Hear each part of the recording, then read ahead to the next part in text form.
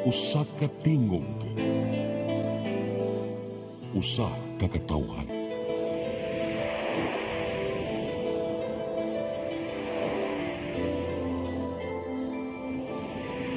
Cebu Catholic Television Network.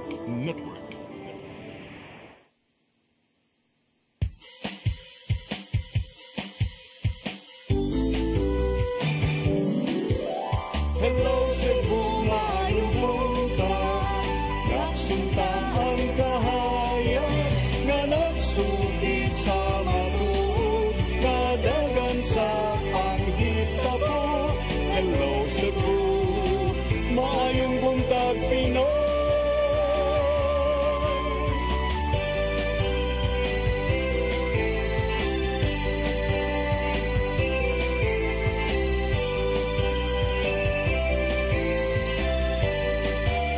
Ang katutulungan sa mga katawhan. Hello Cebu, hello Cebu, maayong buntag Pinoy. Maayong buntag Pinoy. Maayong buntag Pinoy. Hello Cebu, maayong buntag Pinoy. Adlaw karong Huwebes Pizza 1 sa buwan sa Agosto. Grabe sa energy ni partner. Na-shock man ko nga. Agosto naman dayo. Uno na sa partner. Pizza 1 sa buwan sa Agosto. Ingon, ana lang kadali. Next month, marag mulugwa na sa Semarichan. Lagi? Pero sa pagkakaroon, August 1, 2024. Of course, kami yung mga lagad sa kahanginan. Ako si Maluy no Canto Tabar. O ako si Attorney John Destacamento. Welcome sa Hello Cebu, maayong buntag Pinoy. So good day unta, pinagis pagpadangat sa itong latest weather update. Ikis pag-asa maktan, Sir Jomar Aclarino, maayong buntag. Yes, ma'am. Good morning sa tanan o sa tanan tigpaminaw kini itong latest weather update karong adlaw. Ang ridge or extension ng high pressure area nakaapekto sa northern Luzon ug atong weather conditions sa tibok Visayas, lakip ng probinsya sa Cebu makasinati generally fair weather gawas ini mga patak-patak na mga pag-ulan ug kini mga localized thunderstorms. Padayon ta mag-monitor sa tamagi-issue ng mga thunderstorm advisories. Hiningito na sa kasarangan ng hangin masinati sa Visayas ug ang kadagatan malinaw nito na sa kasarangan ang pagbalod. Temperatura sa Cebu 26 to 32 degrees Celsius. Haring adlaw mo salap alas 6:07 sa hapon, dagat muhunas unya alas 4:39 sa hapon. Philippine Standard Time alas 8:00 sa buntag, hikan diri sa Mactan, paga sa Visayas. DOST Jomar Aclarino.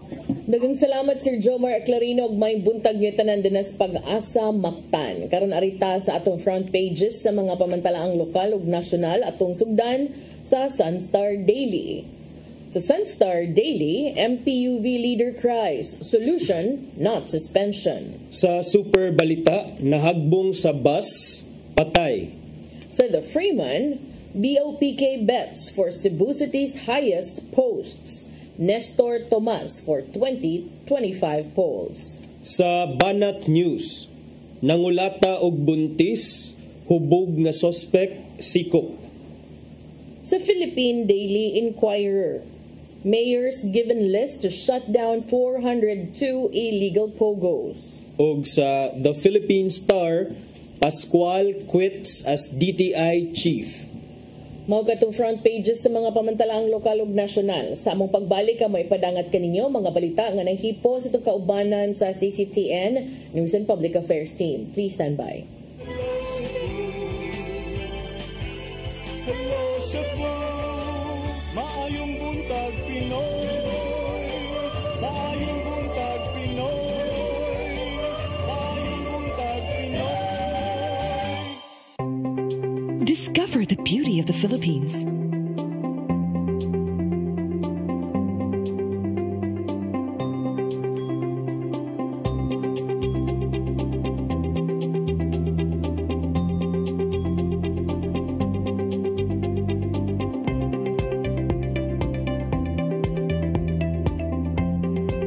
With Philippine Airlines, the country's flag carrier.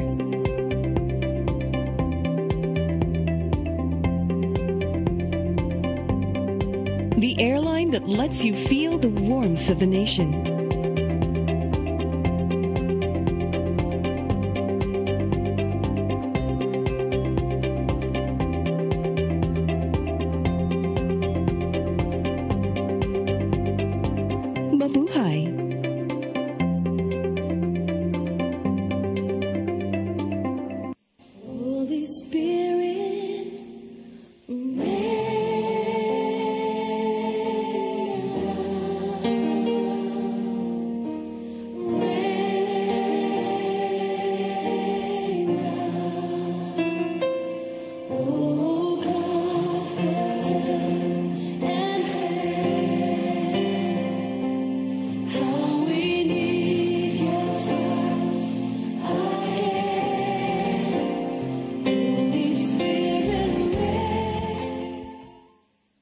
Come October 4, 5, and 6, another gathering will be held in Cebu City, the first National Charis Conference, which is open to all charismatic communities, realities, and expressions.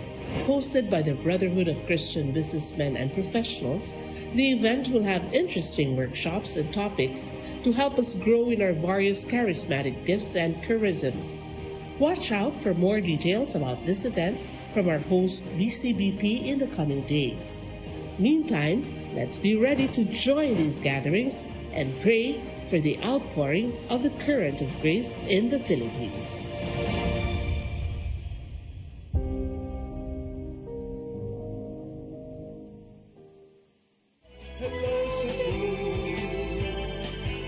Hello Cebu, maayong buntag Pinoy.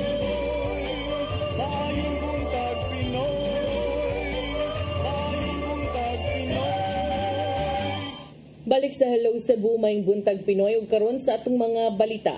Nagunas ng mga balita karong buntaga, 32 sa 81 ka classroom sa Bangkal Elementary School temporaryong nabalik ang kuryente. Gitinguha nga sa sunod semana, mabalikan ang kuryente ang tanang classroom sa maong tunghaan. Ang kasayuran ihatod ni Crystal Joy Felerca. Nakapasiga na sa ilang mga suga. Nakapaandar na sa ilang mga electric fans ug nakagamit na sa ilang mga TV ang 32 ka mga classroom sa Bangkal Elementary School sukad kagahapong adlaw.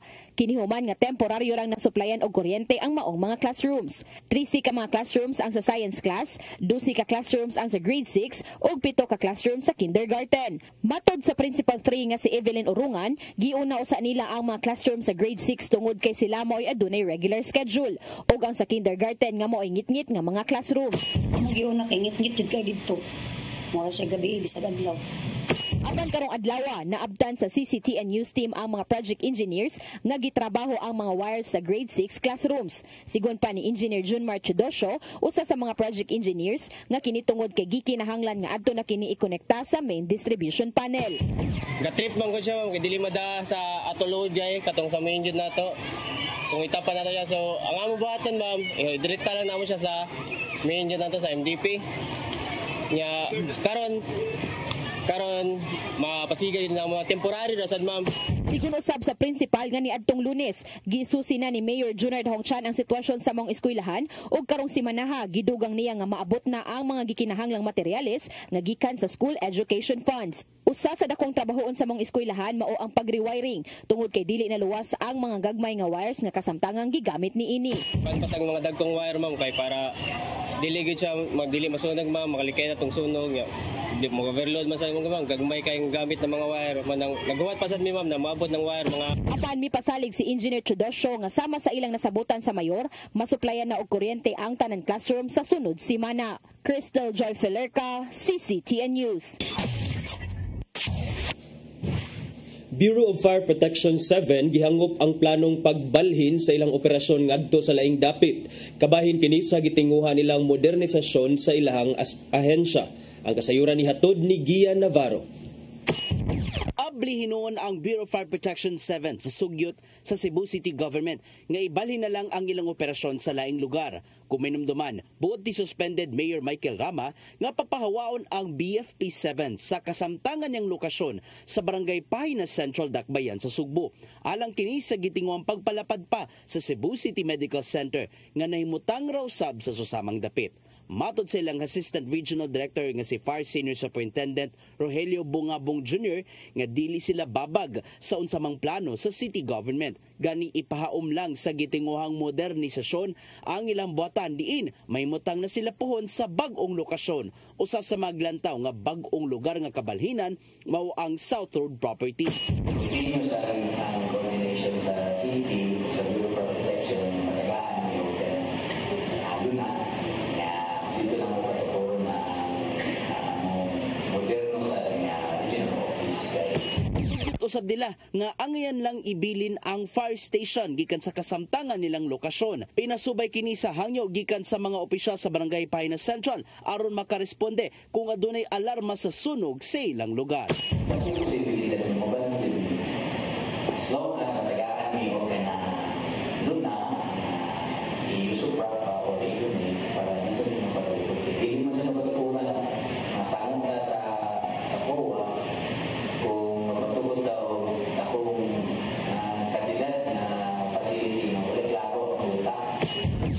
nila ang pagtugot gikan sa BFP Central Office aron makabuylo na sa ilahang plano.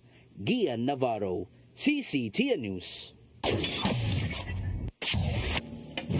Sa laing bahin pagpataas sa penalty sa traffic violations sa siyudad sa Mandaue, gipatuma na sa data sa traffic agency sa Mandaue, moabot sa 150 ka mga driver ang maisyuhan og citation tickets. Ang kasayuran ihatod ni Mary Rose Sagarino. Gilauman nga magmatngo na ang mga driver nga moagi sa kadalanan sa syudad sa Mandaue, human na patuma na ang pagpaumento sa multa sa traffic violations sugod kagahapon. Gikan sa 500 ngadto sa 1,000 ka pesos nga multa, niabot na karon sa 1,000 ngadto sa 5,000 pesos ang penalty sa traffic violation sa syudad sa Mandaue. Ang pinakataas nga multa mao ang speed away nga niabot na sa 5,000 pesos gikan sa kaniadto nga 1,000 ka pesos. Giingon nga ang pagpadagan human gi-flag down nagpakita nga walay respeto ang driver sa traffic enforcer. Gawas sa bag-ong violation, matod ni Hill Rituya ang Assistant Department Head sa Traffic Enforcement Agency of Mandaue Kuntim nga ang mga nangaging kalapasan nga nahimo subject usab sa aumento subay sa nalatid sa repealing clause sa ordinansa. Ang ordinansa nga nagpahamtang sa aumento sa multa na pasar ni adtong Mayo. I welcome kanang mga challenges mga sa legality sa kuan kay wa man sa nag-impose dire wa man nagkuan og ganang traffic laws nga walay balaod, walay legal basis. So I welcome anything na mo complain basta about lang legality, validity sa atong ordinances. Ang syudad nagtumong sa pagsilsil og disiplina sa mga driver og madasig sa pagsunod sa lagda sa trapiko. Sa dato sa team, moabot sa 150 ka mga driver ang maisyuhan og citation ticket matag adlaw. So, mao na nga kinahanglan jud patasan kay mao lang tingay gini pinaka best deterrent para mahunong ning ilahang mga or mga ma-mitigate ang ilahang mga kabuang ba ini sa dalan. Mas magpanagana sila. Mas magpanagana, sakto na mas magpanagana sila. Labi na inigsulod, inigagi nila og Mandaue. Mary Rose Sagarino, CCTN News. Sa laing balita, Interagency Council Against Trafficking sa Central Visayas nagpabiling maigmaton batok sa pagpang-abuso sa mga bata. Miabot na og 58 ka mga bata ang na-rescue human na biktima sa sexual exploitation sa milabay nga tuig. Ang kasayuran ihatod ni Gian Navarro. Gikaalarmahan sa Interagency Council Against Trafficking o ubos sa pangatungdanan sa Department of Social Welfare and Development 7 ang taas nga kaso sa pagpangabuso sa mga bata. Sa milabay nga tuig, anaara sa 58 ka mga bata ang na-rescue sa DSWD Ayakat 7 human sa managlay mga operasyon sa mga law enforcement agencies. Sagad sa mga nabiktima, anaa sa 10 hangtod 14 anyos ang pangidaron. Apan ang labing bata nga na-rescue, mawang usa ka 4 anyos ka bata. Online child sexual exploitation ang mga nagunang kaso nini base sa nadawat nilang mga report. Sumapa ni Chelsea Francesca Lerio sa DSWD Ayakat 7 nga maigmaton gyapon ang ilang buhatan batok sa mong matang sa pagpangabuso. Ilabi na nga pagkakabus may nagtukmod sa mga pamilya nga ilugway ang ilang mga bata sa malaway ug illegal nga buluhaton.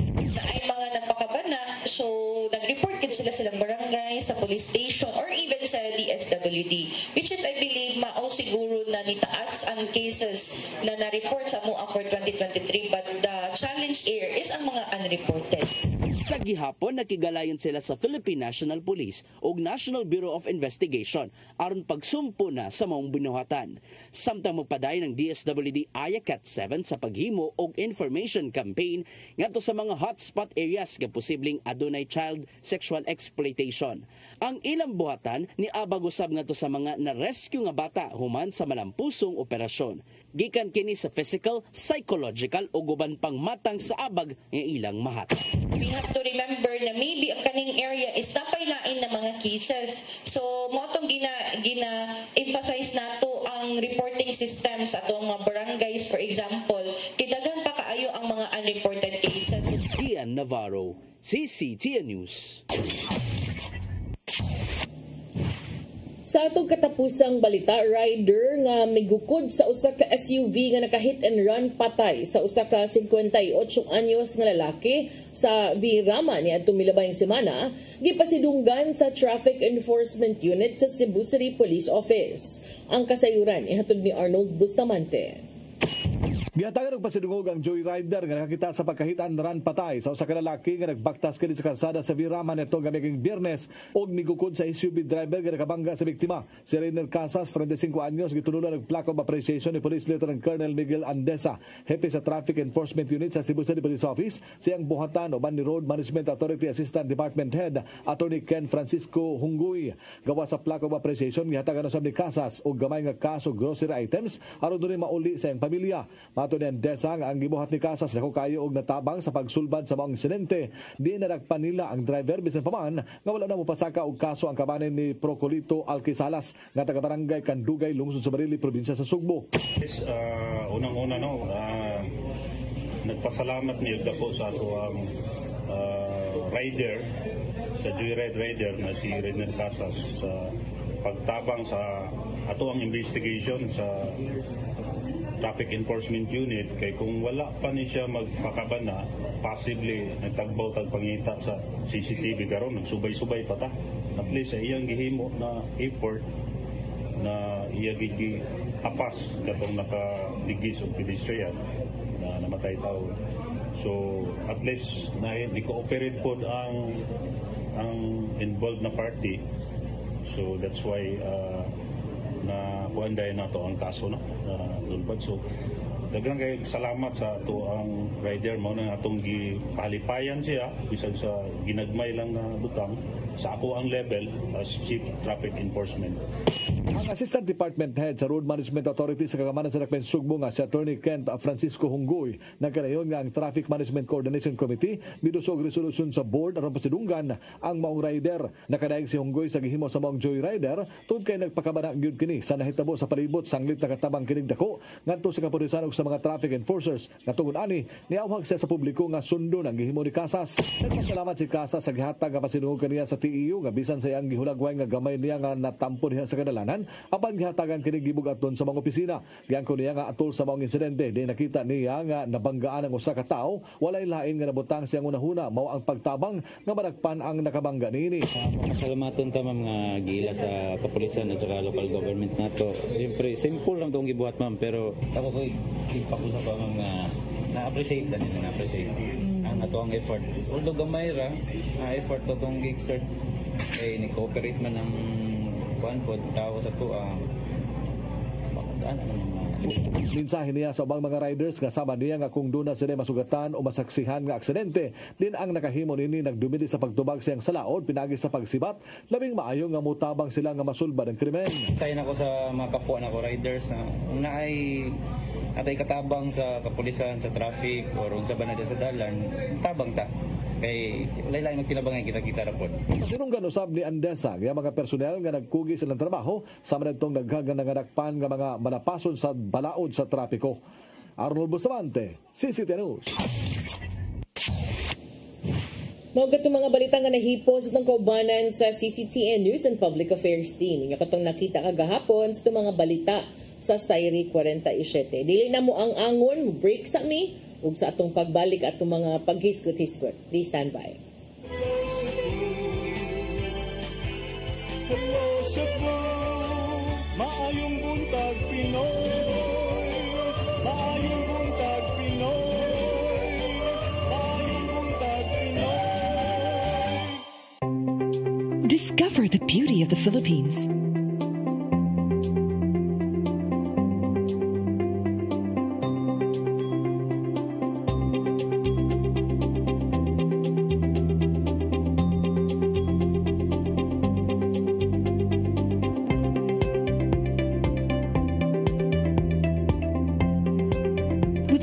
Airlines, the country's flag carrier.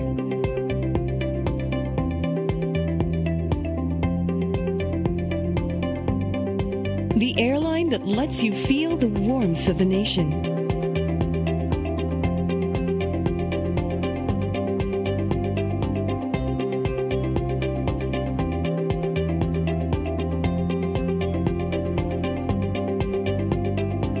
Mabuhay.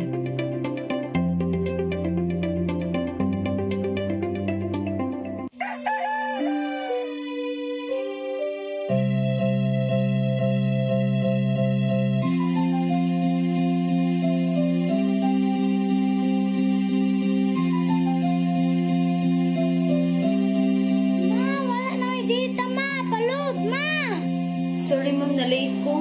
Nangita pa mong gupo para internet sa kong anak ma'am. Ay, wala na yung problema. Pag-sinisibo. Sinisibo, sinisibo. For your internet connection. And for the signal of your cable TV. So fast and straight the transmission to your home. Sinisibo. Sinisibo, sinisibo. Offers you to have fiber optics. For your viewing experience, perfect and clear so far. So great and affordable for you to enjoy. Sinisibo. Sinisibo Television Network Incorporated offers fiber to the home broadband internet bundled with fiber to the home cable TV connection. Sinisibo Television Network Incorporated with its operation in Metro Cebu and the whole province of Cebu soon. And affordable for you to enjoy. Sinisibo.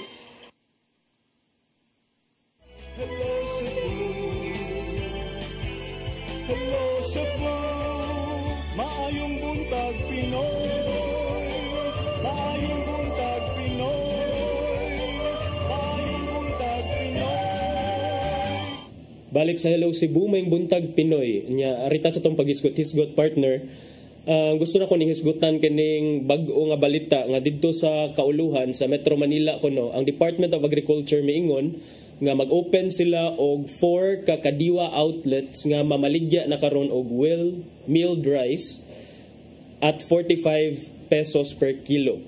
Of course, naay mga existing nga kadiwa centers across the country partner nga nagtanyag, naghatag, nag-offer og 29 pesos per kilo nga worth of rice. Pero kini nga mga rice dili siya well milled.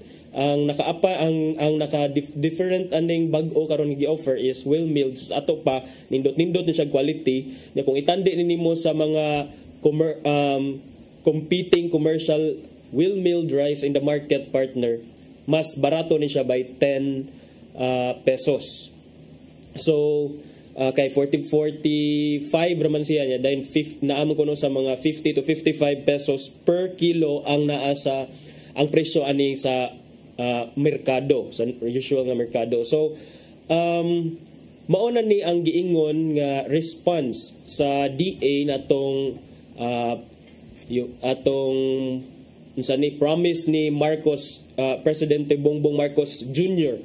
during his last State of the Nation address wherein ingon siya partner nga iyang i-address kining nagkasaka nga kaso sa presyo sa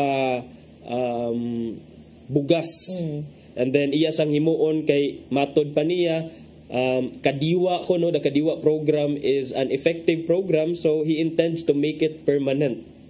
Ang nakanindot ani kuno partner kay kining kadiwa dili kuno ni siya walay kuan mura siya wala ni gasto ang DA for these new stalls nga gihatag nila, pero para lang kuno ni sa nagtandem lang kuno ang mga participating nga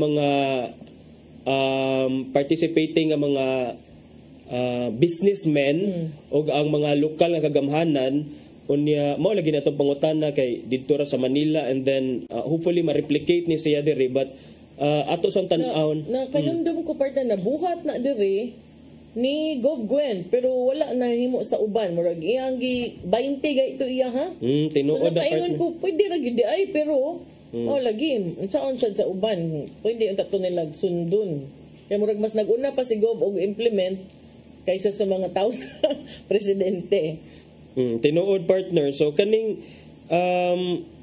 matod pa sa Department of Agriculture spokesman nga si Arnel Di Mesa, these are good quality well-milled rice being sold in the markets unlike aning tag 29 per kilo nga NFA stocks. So ang nakanindot lang kay para sa dili i-take advantage sa uban natong mga kaigsuonan. Of course dito pa ni sa Manila, pero hopefully maapilan sa tadiri kay kaon sa dabatag bugas. Kaon sa di man sa taon ni taho pa mong kinahon rin. Kaon sa taon may bugas in town. Each buyer kuno partner will be limited to 25 kilos daily to prevent abuses. Mao na ang limit niya. He said that the Kadiwa outlets would be open Thursday, Friday, Saturday sad, and the stocks would come from participating commercial stockholders. The Mesa said DA would not provide subsidy for the 45 kilo of rice. Masyag trial and error. But let's see kung, of course, kinsa mang buanga sa negosyantiha nga forever na lang sa magpaalkansi. So, unless simulan sarsi. We don't know what's the catch with any partner. Kay, imposible kaayo nga kining lutaw ang ginansya, lunod ang puhunan, aning mga negosyante. So, tanaw na to ni. But I was watching kagahapon partner interview ni Senate Minority Floor Leader Coco Pimentel with Ms. Karen Davila ba. Ingon siya nga, one of the criticisms sa gianing Kadiwa outlets kay iyang na bantayan nga dili man kuno ni siya permanente sa usa ka lugar. Magbalhin-balhin. Magbalhin-balhin siya. So that only means para niya nga kining dili siya sustainable kay of course kung adto na lang sa usa ka lugar ang katorasang for example taga let's say taga Cebu City ang makabenepisyo. What about ang mga Pilipino ang ubang Pilipino sa ubang parte sa Pilipinas? Kaniyo mo man katong kanggov nga 20 pesos ang kilo. Katuning sa iya katong Capitol nga program sa una. Yung Capitol, iyang gipakita nga pwede gid ay and kaya gid ay but tindahan ng bayan sa to. Daro 20. 20. Kanya katay mong giingon attorney na bangbalhin-balhin para nako di naman siguro na problema kay pwede ramang good na siya i-replicate sa mga LGU in partnership with the regional offices of the Department of Agriculture kay kada rehiyon naman yun na DA, di ba? Yes. Mao ni nga matud pa ni Dimesa partner nga the selling of 45 kilo rice aims to influence the retail prices of rice. But I don't think what 4 Kadiwa stalls can do to influence the prices, the current, the prevailing market prices. Karon ay kuing na kung mag-open na kadiyang Kadiwa stalls, maka-inana na ang massive ang effect niya sa supply and demand nga chain. But sige, tanaw na to at least kining naigibuhat and then hopefully sad kini ma-replicate sa other areas in the country.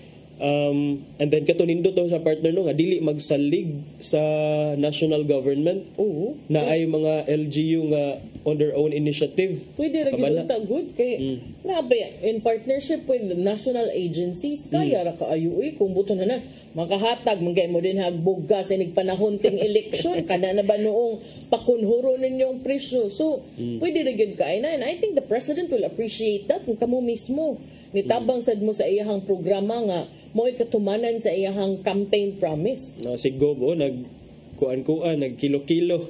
Takos. Pero kana kay bako nga nitambling sa gud iyang mga sakop ana para ma-achieve gyud na nga kantidad. Pero mao lagi pwede ra gyud di ay.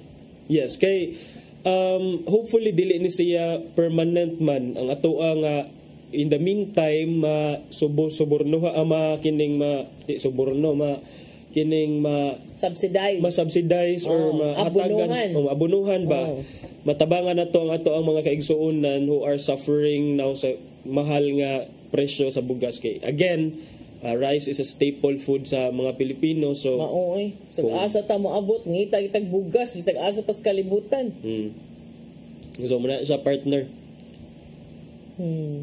so ato nang kuanan siguro para nako no murag nindot na siya nga kanang atong tan-awon sad puhon para sa mga magpapili kay hapit na ba yung eleksyon gabi na kayong mga tao kusog na kay katong mga tao nga dili ra manumbaleng sa imong Facebook sa una attorney karon sus kusog na kay mo greet happy birthday congratulations murag kuan ay plano may mga balang gyud nimo ada ngiga sa una mo raman tagwaan nila karon may naman kayo madagtaggan mauna na ron ang style is partner kay sa una wala ka may Facebook so kung ano mahibong ra ka nga anong hinagad naman kay ni bagat sa karsada bisag na pa Facebook so ano man karon hapit naman the election congratulations happy birthday hi ana happy birthday kumusta sendan kag message nga mao ni ang kuan So na followers. Charos. Sige, paningkamot mo diya. Pero apila ng kuan, mga inaanang campaigns nga makatabang sa kinabuhi sa mga tao. Dili ka ng puro hatag, dili ka ng puro ayuda, kanang apil pud nga makatabang sa balik. Pagpakunhod sa mga precious panaliton, kung kaya sa powers. Okay, as of May, di ay partner, or no, as of June, according to the Philippine Statistics Authority, ang inflation sa rice ni-increase from 22.5% to 23%. Samot ka mahal. Samot gihapon siya kamahal. So nalagi magbinaw ang attorney nga pagkato kunong dayon kunong kampanya ni sa presidente. Ang kwinta sa iyang mga advisors 30. Uy, kinaligas man na 20 man. Naligas sa dito di ay. Kapait. Dabi tayo, ay bitaraw na to, kay nahimo man ni Gwen. So basig makaya ra pud. Sige. Pero in the meantime, kanang 20 di na yung sa tanan ha, tingag mag-expect sa mong ganador, 20, 30, 40. Importante ana nga, dili ta mamili, di ba, naidaghan. Kato mga can afford, palabi na lang sadto sa mga wala intay kuan capacity to pay. Ay, sad ninyo negosyo ha, inyong palitog daghan, inyong man, inyong baligyag mahal. Di ba? At itas laing hisgutanan kani, murag, kuan gyapon latest din no nga kabahin sa issue sa modern public utility vehicles kaning mga e-jeeps, kaning mga bag-o, mga minibus nga mura nag mga jeep karon ang mga operator ni ini mao na say nanawagan og hustisya kay 22 ka mga senador ang nipirmag resolusyon nga nagtinguha nga temporaryong isuspenso ang pagpatuman sa Public Utility Vehicle Modernization Program or PUVMP ni adtong Miyerkules, Hulyo 31 kagahapon ni. So ako kay ba mo gid tanong nga kaning PUVMP panahon gyud ning Presidente Duterte. Siya mo nangusog ani. Siya mao bitaw ma-phase out. No, it was part of a modernization program nga muragikan pa na siya sa kang Presidente Noynoy, pero ang kaning pag-abot yun aning mga pagpatuman na yun siya. Ako wag yun ko'y problema, ganahan ko ani actually because kapila naman ta nakakita nga mag-uniform ta, inagsakay nato ang kaya mo pilit sa atong buko-buko kay suraot na kaayo ang jeep, di ba? Or mag-uwan mas labing basa ana nimo. Kay and everything unya. Pero magtuo mo higala nga kini si partner mo sakay ni jeep murag tanda ka ni jeep mo sakay jeep. Sakay kuy. Kasuy gid kog kapit. Suway kog kapit pag high school. Okay. Pero kung magtapol-tapol manaw because ako mama magtaksi ko. Ipliti ko inig abot.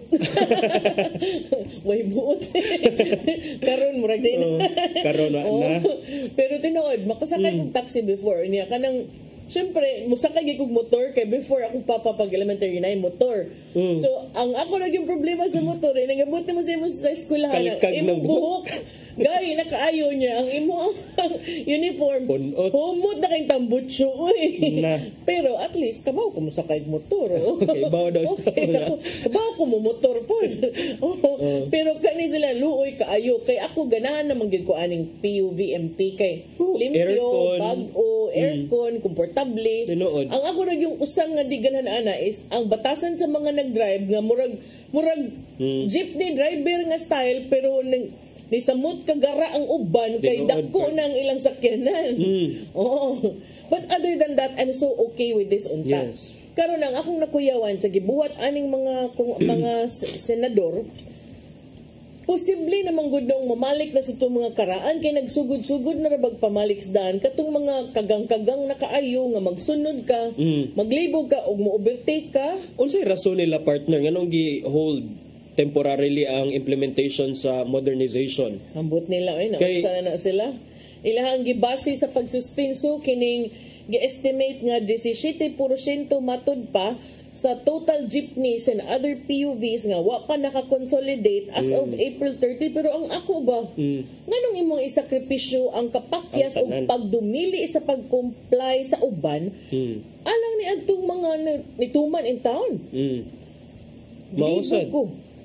Unya, ang usa sa chairperson sa Federation of Cebu Transport Cooperative, si Ellen Maghanoy, ni padayag gid taon siya attorney oy sa iyang kadismaya nining maong kalambuan kay nanawagan siya sa gobyerno nga provide in taon mag solusyon oy siya nga dapat nila buhatan nag solusyon oy dili suspension mo iyang giingon tagaan nila justice katong ni comply kay sila nagpa-implement ani nga programa unya yano-yanohon ra nilag ingon nga suspension. Tagaan nilag justice katong ni comply ani og ni embrace ani nga program dili lang kay basta-basta lang sila moingon nga suspension. Kay para nako tinuod man sad kay nang loan in town ni sila. Daghan taon kani sila bayranan. Ang iyang giingon ni maghanoy nga tan-aw manggug kuno abinay 17% wa pa nituman. Pero kung imo siyang tan-awon kana nga percentage gamay ra kay na kung itandi sa ni comply. Kay asa man ang 83. Tinuod nang tuma naman. Pero kung ako ani ako yung operator or presidente ko dai klaso ta mo on behalf sa tanang mga nituman, mga driver ug operator. Daugon tani. Fighting mode kay ron partner. Maluoy manggod ko attorney niya. Kanang moingon ka ginana, moingon lang mo ana mga senador kay yung mga sakiran bugnaw man. Tinuod. Dili man mo mag-Egypt para katong kausar gayto sa panahong Duterte. Sakay Egypt wa man gayto ni tiwas. Glagot sa lagi ko ani kay mao man lang gyapon problema ha atong giatubang partner kay nay mga uban nga modern jeepneys magsigim lagi hapon og mag-overloading lagi hapon. Tinuod gyud na o kasabot. The same problem sa giatubang sa una sa mga karaan mao gihapon except nga aircon na lang gamay but kamo tagaay sa ninyo gustis sa inyong pagka modern jeepneys. Bitaw. Aron sa dili mo mainitan sa mga senador. Kuan man sad kanang mo kasabot lagi og ngano ni di ba kani tungod dim sad siguro ni tungod kay proyekto ni sa previous unsa ba? Because tinuod nagyagaw ang ubang areas. Maka kuha man gud sila ubay-ubay magyud itong mga driver sa kagang-kagang nga mga jeepneys partner ang kining nawagtangan og panginabuhian tungod aning modernization kay of course ang uban nila siguro ni transition to modern jeepneys but naadjay uban nga wala and then basin sad og usasad ni siya ka political move sad sa uban nga nagpanagan na nga basig mawagtangan sila og kuan butante. Kani mga butante mo sad ni pero para nako attorney ba kanang di ba ni abante na untata atras na sita mo lagi na lagi naman taan ang BRT bitaw kapila man na dilatar usa ra man among ganahan nga abante atras sinulog man mo ni apil nang inanay magpatuman mo murag kaluoy sad sa mga tao murag inyo ra man ang kalingawan paita may ganahan ka ito niya. I-offer na ako kong partner mo. Mag-abogado niyo. Kinsa may ganahan mo kaya diya. Mag-class. Nang hagit. Offer mag-abogado. Bitaw, tinuod. Kay Lloyd, do you think that's something? Unsa man ba ang ilang legal remedy? Kaya ang ilang plano karon mag-unity walk sila. Unity walk, that is just, wala gina siya bearing sa mga legal nga consequence. So kung ganahan sila, if they feel agree adto sa Supreme Court, ngay sila og kuan, file sila petition for grave abuse of discretion sa mga senador para this is petition for certiorari under Rule 65. Memorize na ninyo ha, petition for certiorari under Rule 65 for grave abuse of discretion amounting to lack or excess of jurisdiction para sa mga senador. If you feel nga ang ilahang patuma ang temporaryo nga pagsuspenso ana sa implementation sa modernization program dili makatarunganon pero nako murag di gyud makatarunganon kay dako kay sila gasto wa pa in taon sila kabawi wa pa taon sila ka bawi sa ilahang mga gipang loan unya moingon lang mo murag ni mata lang ka today nga murag feel man ako suspend lang ano ba paita sa doy kining speaking of dili makatarunganon partner gabi nagbasa ko sa post ni Sir Max Limpag sani siya kining prominent nga Cebuano journalist nya si Sir wala pagid ko nakahuman aning Cebu City Hall nga kuha report partner si Max Manggod one of those nga kanang maayo kaayo mo may kani mo investigar ailahan nga maayo gyud noon gyud sa among panahon noon nga kanang maayo gyud mo utingkay og COA reports Jeanette Malinaw kanang kinaon gyud ba kanang malugit gyud nimo ang kapoy mo nagbasa ang COA reports taas kay na but si Jeanette makakita gyud sa right angle. Mura sad na siya equivalent ana kung court reporter, kaming Jobert court reporter nun eh. Taas kay mga desisyon. Tuara dahil sa ending. Pero ang lami nga mga unod namugod sa inside the body of the decision. So, kanang mga kuwa, lisod kaayon. Kita ako atong post ni Max Pod. Grabe man dahil kayo ng Cebu City Hall, mga kaigsuunan. Okay.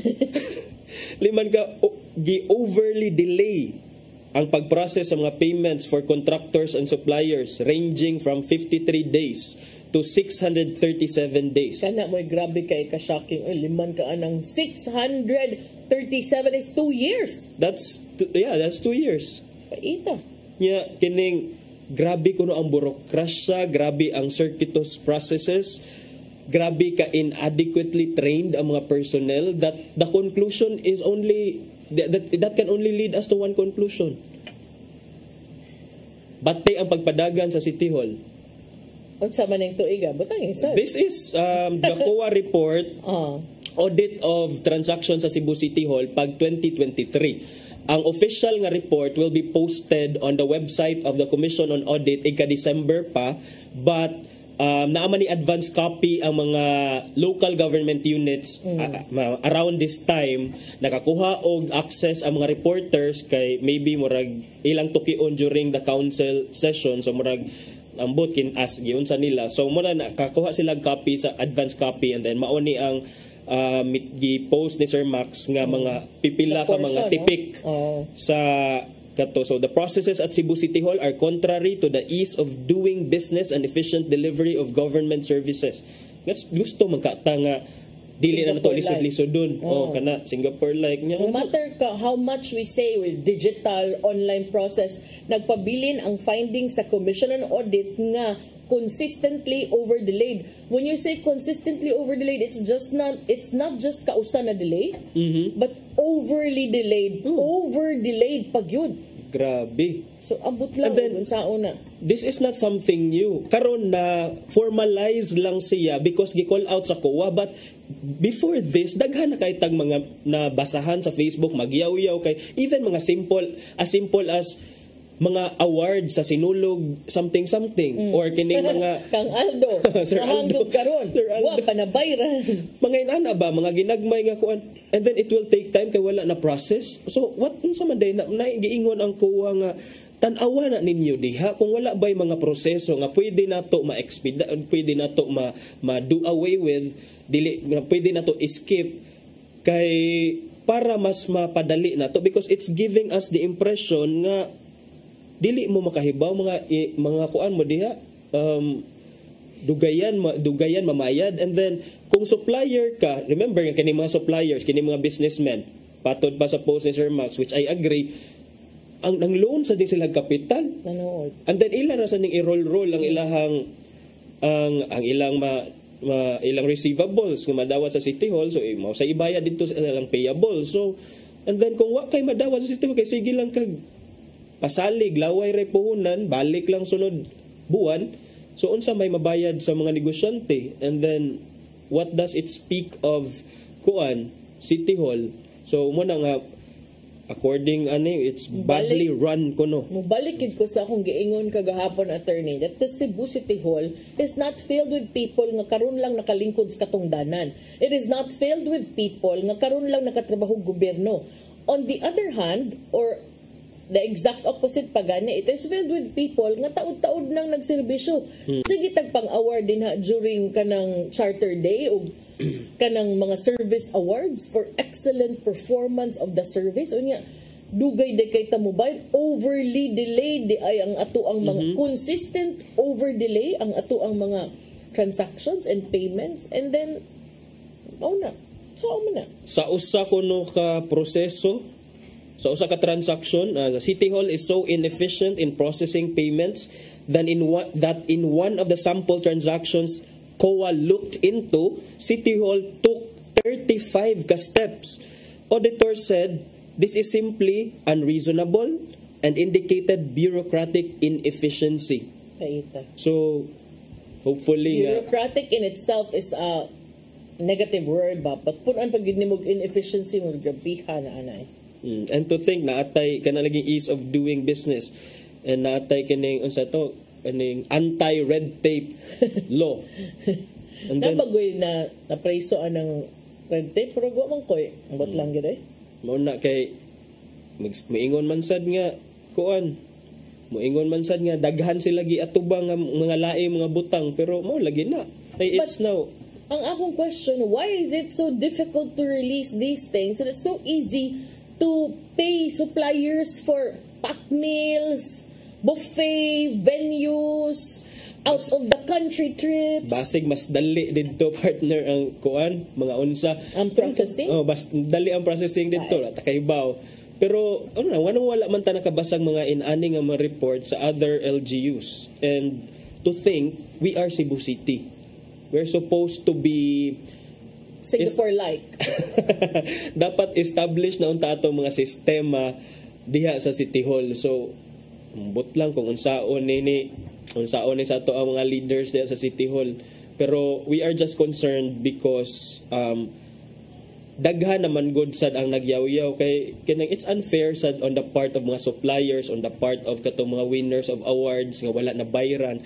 Ako gani to be honest na pakoy Tilang ko maingon.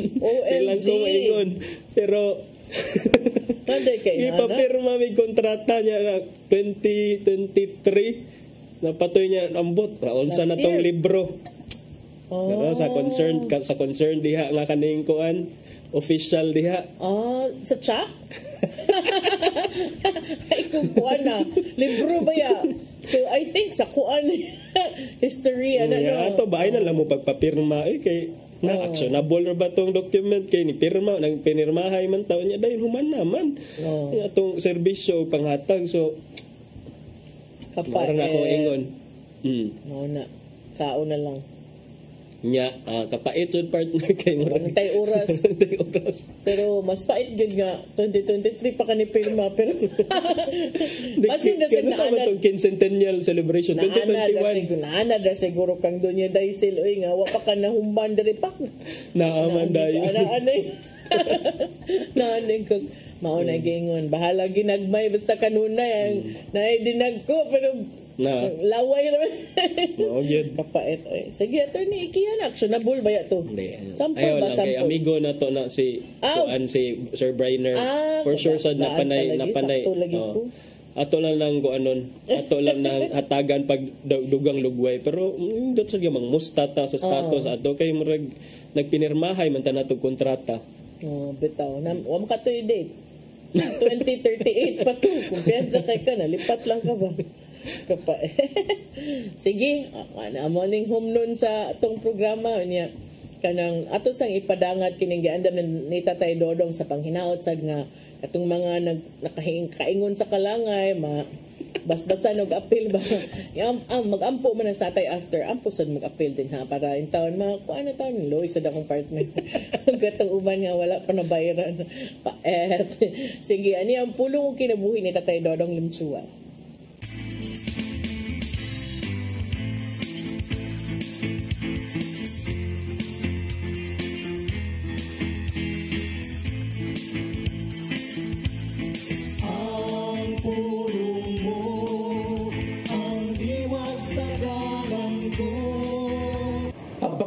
Sa kinamuhi alang sa kay gala dili sayo apan gihimo kini ni Sus sa Juan 15:13 nagingon ang labing dakong gugma nga ikahatag sa katao ngadto siya higala mao ang pagpakamatay alang kanila.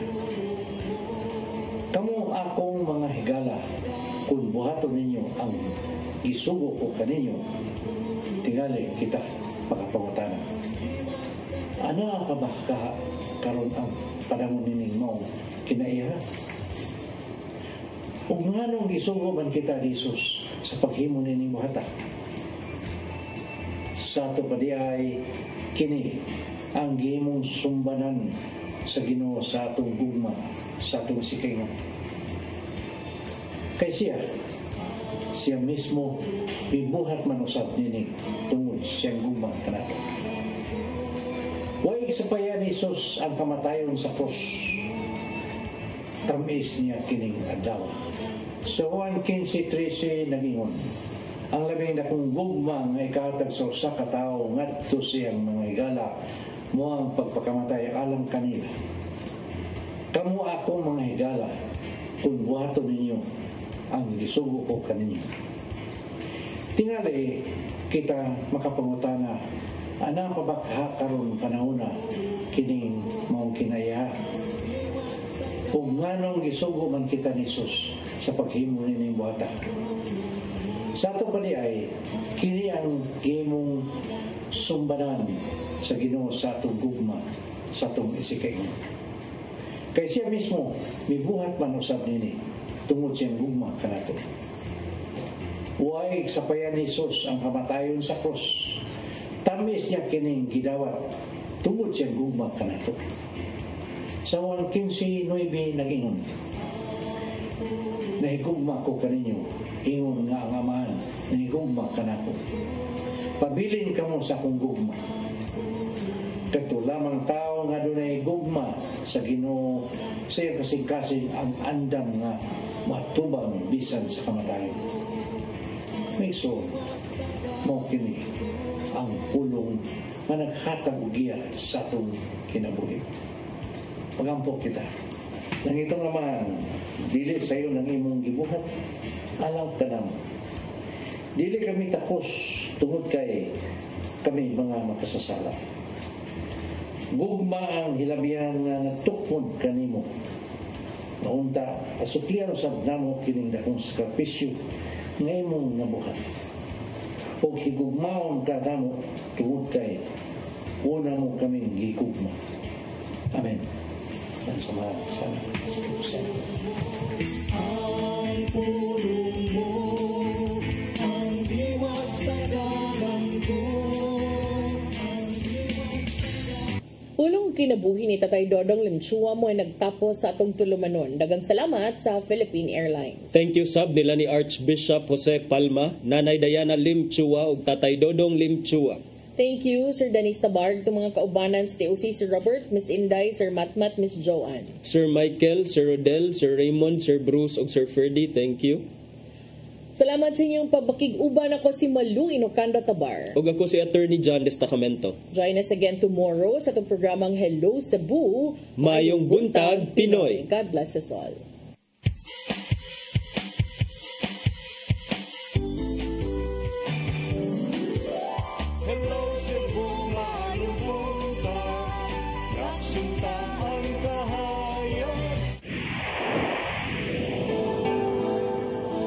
Usa ka pagtuo